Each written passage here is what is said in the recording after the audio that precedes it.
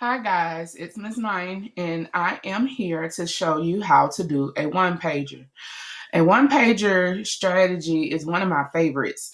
The purpose of a one pager is a single page response to your reading that connects the ideas in the story to your thoughts and creativity. The purpose of the one pager is so that people that's viewing your one page or your audience will understand the big ideas, the lessons you learn, or the connections you made within the book. So, just as I stated, when you create a one pager, everything is on one page on one side. So, here are the steps for creating your one pager.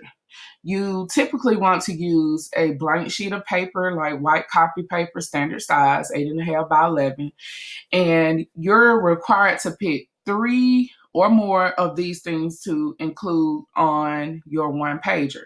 So you can add a summary of the story in a few words. You can choose three important quotes. Those are exact words said by characters in the story.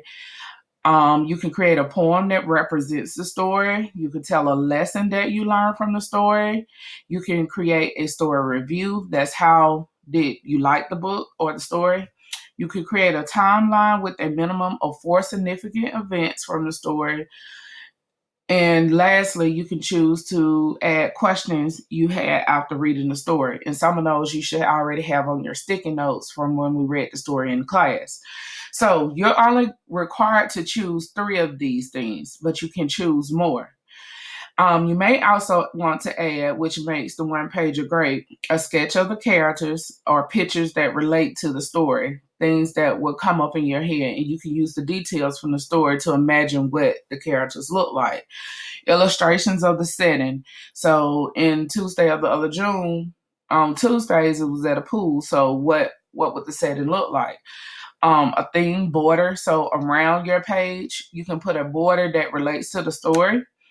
And lastly, you must include the book or the story title and the author, and you can find that on the top of the page.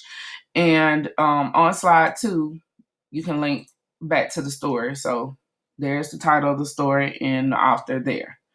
All right, so here are some examples of some one pages. So this is around this side is an example of theme border. So this one pager is about a person.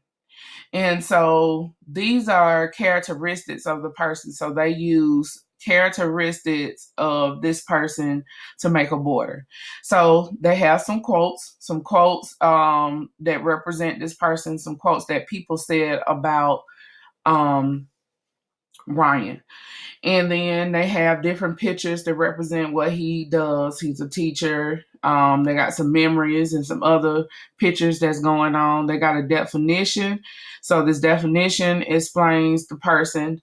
Um, but for example, you can use one of the Junes to represent the person that you're doing the one pager on. So that's one example. So this is another example of a one pager. And notice how illustrated these things are. This one is comparing the Three Little Pigs to Goldilocks and the Three Little Bears. So they wrote about how the Three Little Pigs and Goldilocks and the three bears were similar in difference.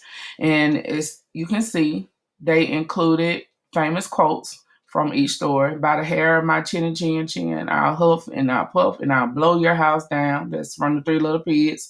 It represents these illustrations represents the houses that the Three Little Pigs built, the hay, the sticks, and the brick.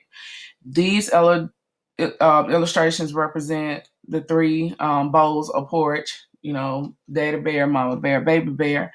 And it says, someone has been tasting my porridge. That was one of the quotes from the characters. So the purpose is to make an illustration, including the information that is asked on the slide. So on your one pager, you want to choose three of these things or more, like you can include more. And then you may also want to add these things, but it must include the title, book title, and author. And also, don't forget to put your name. Putting your name is very important. So if you choose to do this activity, you're going to get a sheet of paper and complete it on a sheet of paper. You're going to turn it in. Oh, I need to correct that. You're going to turn it in class, but you're also going to mark as done or turn your slideshow in Google Classroom. I hope this video helps. If this is too hard for you, choose one of the other two activities.